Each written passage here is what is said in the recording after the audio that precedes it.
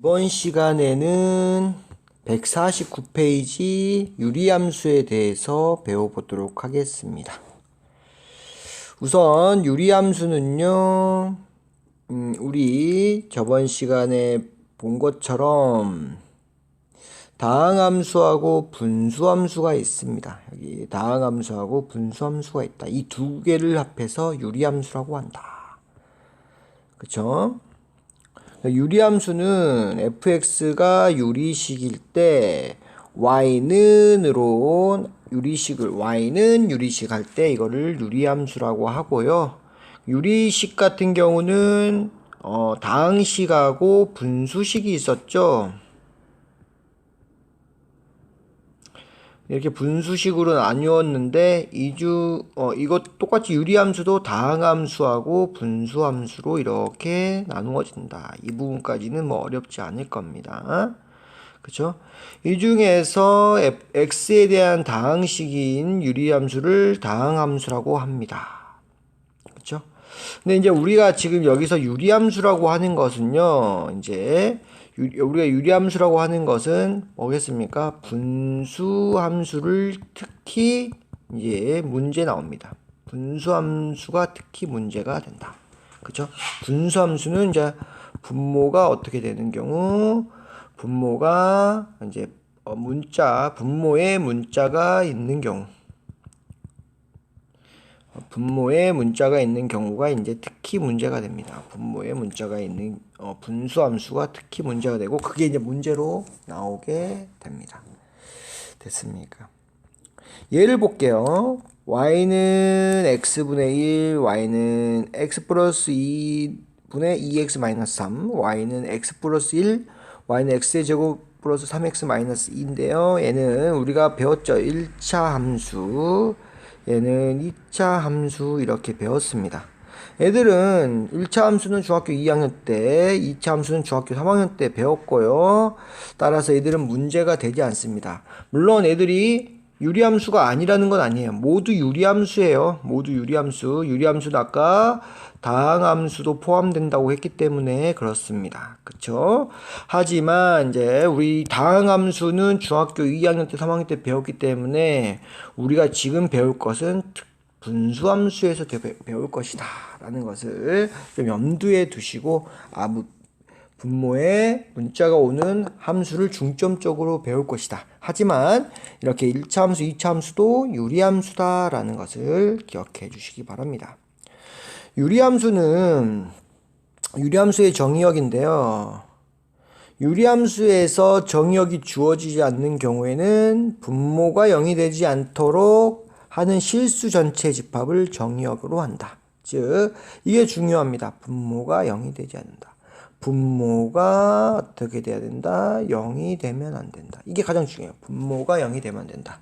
얘는 어디에서? 분수의 성질에서 당연한 전제 조건이라고 선생님이 설명을 했어요. 그래서 분모는 0이 되면 안 된다. 분모는 0이 되면 안 된다. 특히 분수함수에서 문제가 됩니다. 유리함수 같은 경우는 분모가 문자가 없습니다. 거의 다 숫자이거나 1이거나, 그쵸? 1일 때는 이렇게 생략이 가능하고요. 숫자일 때가 있습니다. 그래서 애들은 분모가 0인 경우가 없습니다. 그러면 뭐가 문제냐? 바로 이 분수함수가 분모가 0이 아닌 경우가 뭐다? 정의역이다. 정의역은 분모가 0이 되지 않을 거다. 계속 반복하고 있죠. 중요해서 그렇습니다. 정의역은 분모가 0이 아니 되지 않는 경우다. 됐죠? 그래서 유리함수 중에서 이제 분수함수가 문제가 되는데 그때 정의역은 분모가 0이 되지 않는다. 그러면 분모가 0이 되는 값을 찾습니다. 여기서 x 빼기 3은 0이다. 그럼 x가 3이죠. 이것만 제외하면은 뭐한다? 정의역이 된다. 분모가 0이 되면 안 된다. x는 3이 되면 안 된다. 이렇게 정리하셔도 됐습니다. 그죠? 이제 2번부터는요, 이제 가장 기본인 이제 그래프에 대해서 배우는데요. 2번이 엄청 중요하죠. 이거를 기준으로 해서 이제부터 확장을 하는 겁니다. 우리는 이제 유리함수인데요. 특히 우리는 분모가 분수인 분수함수를 중점적으로 배울 것이다. 분수함수를. 근데 유리함수에서 분수함수하지만 다항함수도 포함되기 때문에 다항함수를 무시하는 건 아닙니다. 그거는 이제 중학교 2학년 때 3학년 때 배웠다. 지금 배워야 될 것은 분모가 분수인이 뭡니까? 분수가 아니라 분모가 문자가 포함된 분모가 있는 분수함수에서 배운다. 그래서 기본형을 우리는 y는 x분의 k로 이렇게 작습니다. 그죠? y는 x분의 k. 이게 바로 가장 기본형. 우리 1차 함수 기본형 뭡니까? y는 ax 더하기 b. 2차 함수 기본형 뭡니까? y는 ax의 제곱 더하기 bx 더하기 c. 우리 이걸 기본형 혹은 일반형이라고도 표현을 하죠. 그래서 기본형 혹은 일반형 둘 다 이렇게 생각하시면 되겠고요. 그러면 유리함수의 기본형은 뭐냐? 바로 외우셔야 됩니다. y는 x분의 k. 그래서 우리가 1차 함수 혹은 직선의 함수일 경우는 y는 ax 더하기 b로 잡고 2차 함수 같은 경우는 y는 ax의 제곱 더하기 bx 더하기 c처럼 y는 x분의 k를 가장 기본형으로 잡는다. 두 번째 중요한 것은 k가 0이 아니어야 됩니다. 그렇죠? 우리는 지금 분수함수라고 했는데 y는 x분의 k인데 만약에 k가 0이면 y는 0이다. x에 상관없이 y는 0이 나와버려요. y는 0이 나와버린다. 그쵸? 우리가 그래서 y가 0일 때 y가 0만 나온다. 그럴 때는 우리는 상정하지 않습니다. 그쵸? 우리는 이거는 우리가 정의하는 유리함수하고는 다릅니다. k가 0이면 당연히 y는 0이겠죠. 그러면 우리가 지금 배우고 있는 유리함수가 아닌 상수함수가 되어버리기 때문에 그렇죠? 다항함수긴 다항함수지만 우리 상수함수가 되어버리기 때문에 우리는 유리함수에 포함시키지 않습니다. 이거는 유리함수에 포함시키지 않는다. 그래서 k는 0보다 0이 아니어야 된다. y는 0. 그래서 여기서 알 수 있는 것은 k가 0이 아니기 때문에 y도 0이 절대 될 수가 없어요. 절대 y도 0이 될 수 없다. 그래서 정의역과 치역이 정해져 버립니다.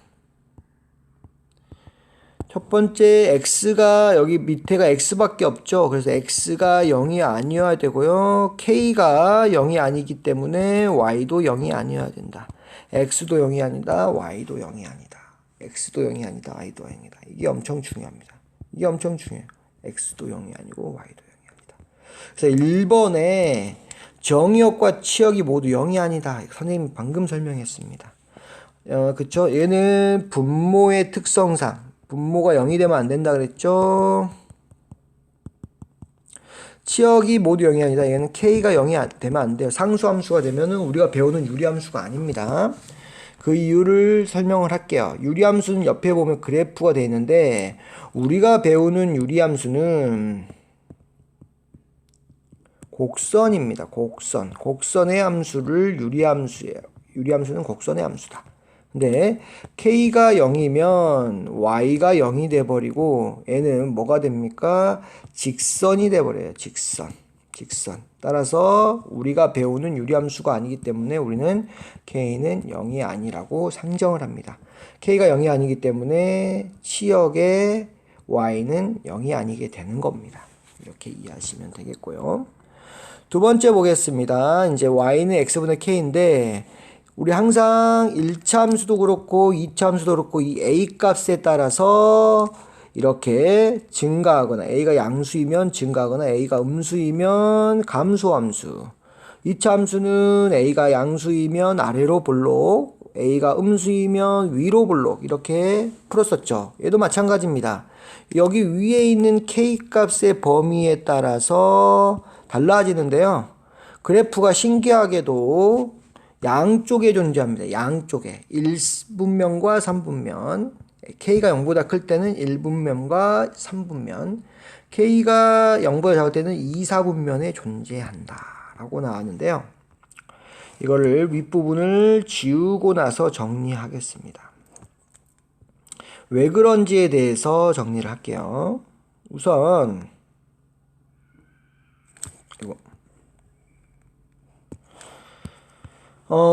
우선 k가 0보다 크다 하니까 우리 k를 1로 잡을게요. 1로. 그럼 y는 x분의 1 이렇게 되겠죠. 그럼 x가 1일 때 y는 1이 될 것이고요. 그래서 1,1 1,4분면입니다. 일단 앞에다 j 붙여주시면 되겠고요.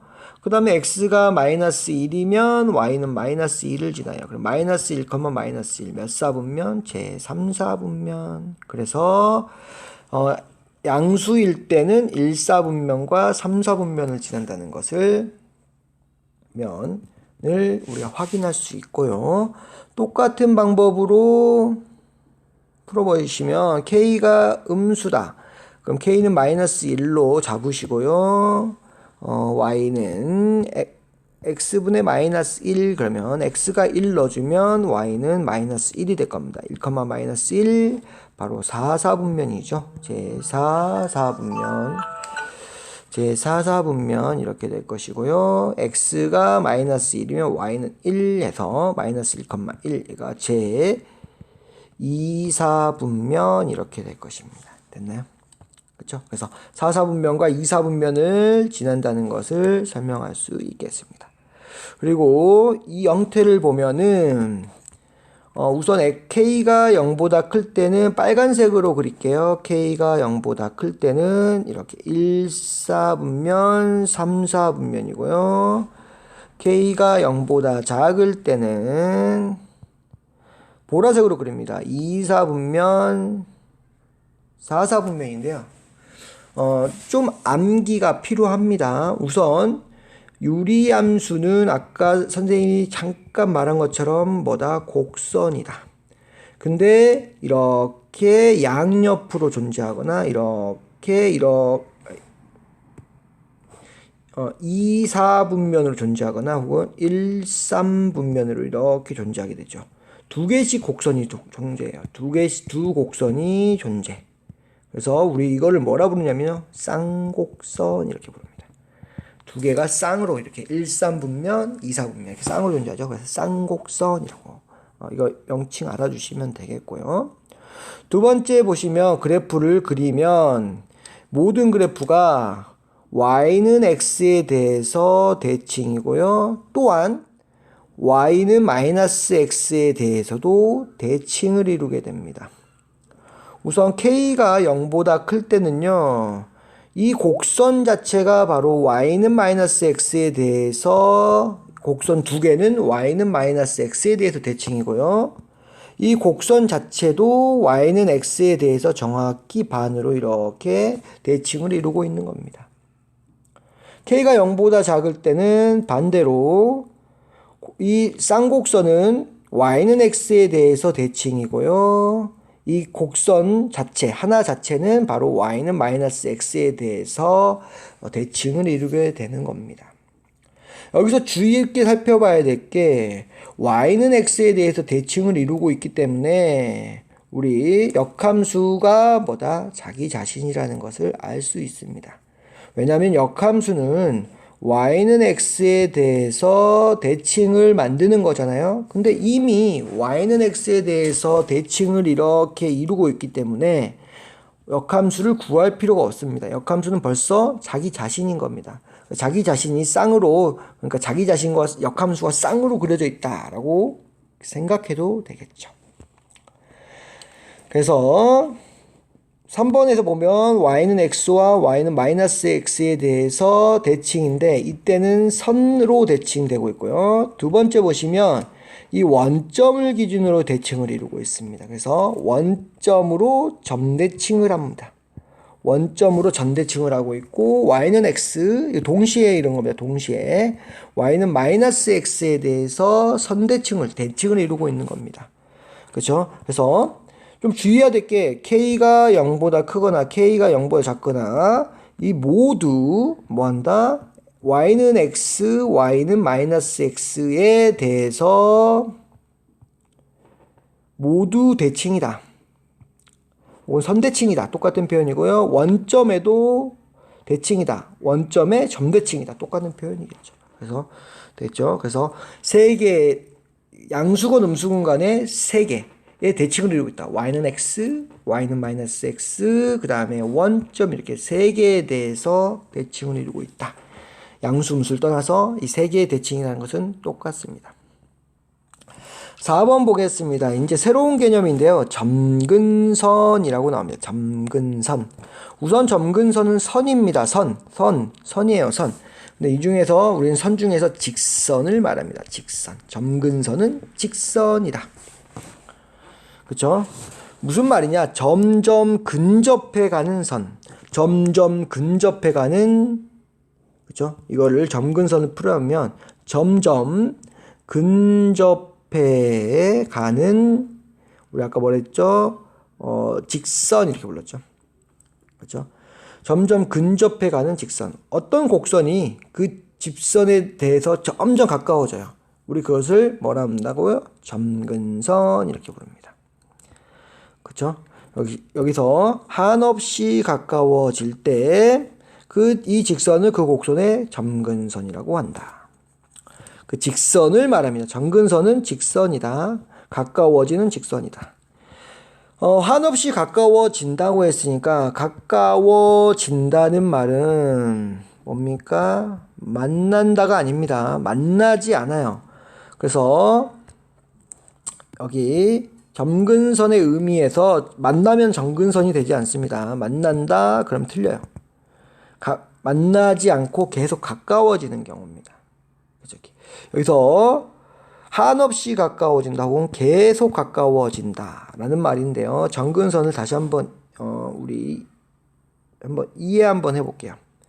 여기서 보시면 점근선의 의미가 뭐냐면요. 이 직선을 쭉 그리면요. 그래서 쭉 타고 계속 쭉 갑니다. 즉 이 직선은 이 곡선은 쭉 가면서 X축과 만나지 않습니다. 절대 만나지 않아요. 근데 계속 붙어서 가요. 붙어서 간다. 그래서 계속 쭉 가다 보면은 점점 가까워지겠죠. 점점 가까워진다. 하지만 뭐 한다? 만나진 않아요. 그래서 이거는 계속 그릴 수는 없습니다. 하지만 상상 속에는 존재하죠. 만나지 않고 쭉 가는 거. 계속 만나지 않고 쭉 가게 되겠죠. 나중에는 거의 붙어서 가겠죠. 만나지는 않습니다. 그러면 우리 이차함수 이렇게 배웠는데 선생님 그러면 이것도 점근선인가요? 점근선. 아까 점근선이 얘는 아닙니다. 아니 얘는 점근선이 아닙니다. 직선은. 왜 아니냐면 선생님이 말했던 것 중에서 점점 가까워져야 돼요. 근데 얘는 여기서 여기까지가 거리가 끝이에요. 그죠? 거리가 끝. 그래서 거리가 여기 정해져 버렸잖아요. 거리가 끝이라는 말이 좀 이상하네. 거리가 정해져 버려요. 그러면 얘는 고정돼 있다는 거죠. 고정돼 있으면 점근선이 아닙니다. 점근선은 점점 가까워져야 돼요. 점점 붙어야 돼요. 점점 붙어야 돼요. 근데 얘는 여기서부터 딱 멈춰 있기 때문에 여기서부터 여기까지 거리를 알 수 있는 거예요.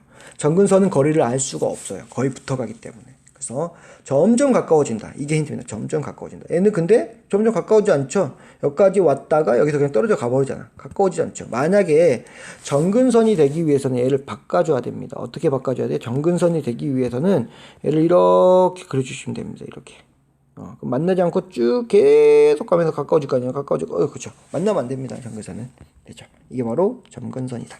한없이 가까워진다. 계속 가까워진다. 계속 점점 가까이 붙어진다. 이게 바로 점근선이다. 점근선이 우리 아까 뭐랑 중요하냐면 바로 정의역과 치역에서 중요합니다. 정의역, 치역.